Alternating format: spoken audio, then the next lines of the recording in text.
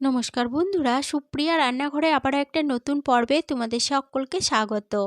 আজকে পটল দিয়ে সম্পূর্ণ নিরামিষ একটা দুর্দান্ত রেসিপি আমি তোমাদের সাথে শেয়ার করব। নিরামিষ এই পটলের রেসিপিটা গরম ভাত, পোলাও, ফ্রাইড রাইসের সাথে থাকলে তো কোনো কথাই হবে না, খাওয়াটা জাস্ট একেবারে জমে যাবে। তাহলে চলো বন্ধুরা, দেখে নেওয়া যাক আজকের এই রেসিপিটা কিভাবে বানানো হয়। পটল দিয়ে রেসিপিটা বানানোর জন্য এখানে 5 পিস পটল নিয়েছি, আর পটলের অল্প করে খোসা রেখে পটলগুলোকে ঠিক এইভাবে ছাড়িয়ে নিয়েছি। এরপরে পটলের দুটো সাইড দেখো ঠিক এইভাবে অল্প করে কেটে নিয়েছি। আর এখানে আমি আমার রান্নার প্রয়োজন মতো 5 পিস পটল রান্না করছি, তবে তোমরা তোমাদের রান্নার প্রয়োজন মতো পটলের পরিমাণ বাড়িয়ে বা কমিয়ে নিতে পারো। পটলগুলো জল দিয়ে ভালোভাবে ধুয়ে নিয়েছি। এরপরে পটলের মধ্যে দিয়ে দিলাম সামান্য পরিমাণ লবণ, সামান্য পরিমাণ হলুদের গুঁড়ো দিয়ে দিলাম। এরপরে দিয়ে দিচ্ছি 1 চামচ সর্ষের তেল। এবার এই সমস্ত উপকরণ পটলের সাথে খুব ভালোভাবে মেখে নেব। সমস্ত উপকরণ ভালোভাবে মেখে নেওয়া হয়ে গেছে।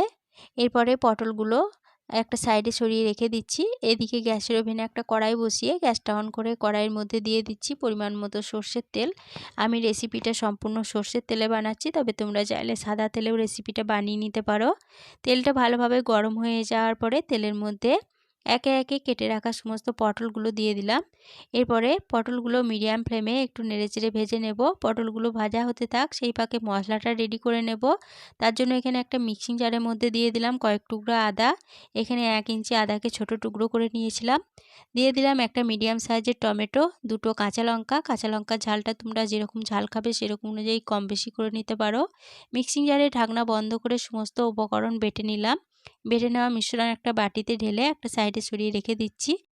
আরও একটা উপকরণ রেডি করে নেব, তার জন্য ওই মিক্সিং জারটা ধুয়ে নিয়ে নিলাম। মিক্সিং জারের মধ্যে দিয়ে দিচ্ছি 2 চামচ ভাঙা কাজু বাদাম। এখানে ভাঙা কাজু বাদামের বদলে তোমরা 6-7টা গোটা কাজু বাদামও ব্যবহার করতে পারো। 2 চামচ গুঁড়ো দুধ দিয়ে দিচ্ছি। এরপরে পরিমাণ মতো জল দিয়ে দিলাম। মিক্সিং জারের ঢাকনা বন্ধ করে সমস্ত উপকরণ ভালোভাবে আবারও বেটে নিলাম। এবার এই বেটে নেওয়া মিশ্রণ একটা সাইডে সরিয়ে রেখে দিচ্ছি। এদিকে পটলগুলোকে 3-4 মিনিট সময় ধরে ভালোভাবে নেড়েচেড়ে ভেজে নিয়েছি। পটলগুলো দেখো বেশ লালচে করে ভাজা হয়ে গেছে। এবার এই পটলগুলো তেল থেকে তুলে নেব।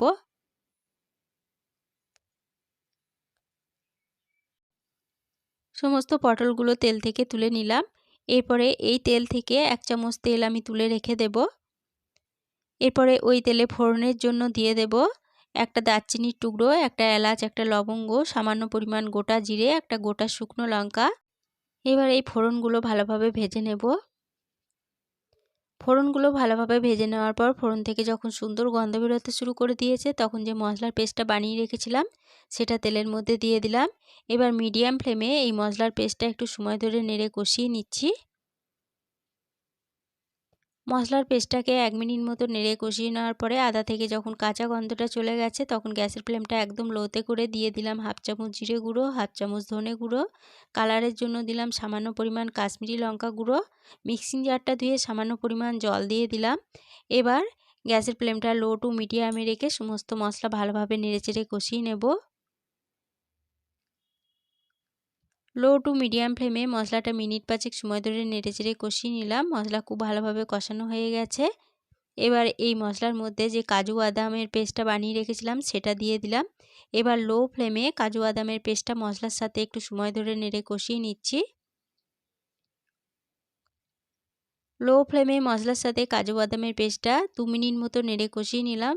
সমস্ত মশলা বেশ ভালোভাবে কষানো হয়ে গেছে, মশলা থেকে তেল ছেড়ে দিয়েছে। এবার এই মশলার মধ্যে ভেজে তুলে রাখা পটলগুলো দিয়ে দিলাম। পটলগুলো মশলার সাথে একটু নেড়েচেড়ে কষিয়ে নিচ্ছি। মশলার সাথে পটলগুলোকে একটু নেড়ে কষিয়ে নেওয়ার পরে দিয়ে দিচ্ছি 1 কাপ পরিমাণ কুসুম গরম জল। আর যে মিক্সিং জারে আমি কাজু বাদামের পেস্টটা বানিয়ে রেখেছিলাম সেই মিক্সিং জারটা ধুয়ে সামান্য পরিমাণ জল দিয়ে দিলাম। এরপরে দিয়ে দিচ্ছি স্বাদ মতো লবণ আর 1 চা চামচ চিনি দিয়ে দিলাম। এবার সমস্ত উপকরণ জলের সাথে ভালোভাবে নেড়ে মিশিয়ে নিচ্ছি।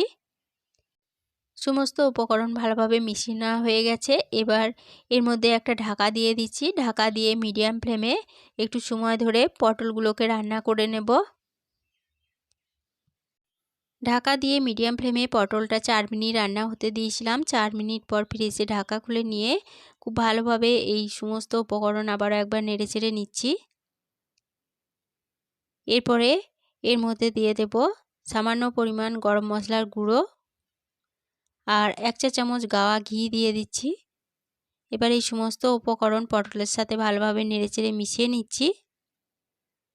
সমস্ত উপকরণ ভালোভাবে নেড়ে মিশিয়ে নেওয়ার পরে গ্যাসের ফ্লেমটা বন্ধ করে দিয়ে পটলের রেসিপিটা ঢাকা দিয়ে আরও 5 মিনিটের জন্য স্ট্যান্ডিং টাইমে রেখে দিয়েছিলাম।